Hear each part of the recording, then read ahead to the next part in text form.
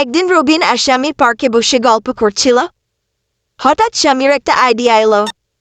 সে বলল, দোস্ত দেখবি আমি 1 মিনিটের মধ্যে সবাইকে কনফিউজ করে দিতে পারি।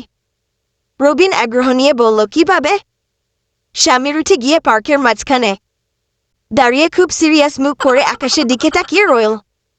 কিছুক্ষণ পর এক ভদ্রলোক পাশ দিয়ে যাওয়ার সময় জিজ্ঞেস করল, কি দেখছেন ভাই? স্বামী বলল, আমি ঠিক বুঝতে পারছি না, কিন্তু কিছু একটা উড়ছে। ভদ্রলোকও আকাশের দিকে তাকিয়ে রইলেন।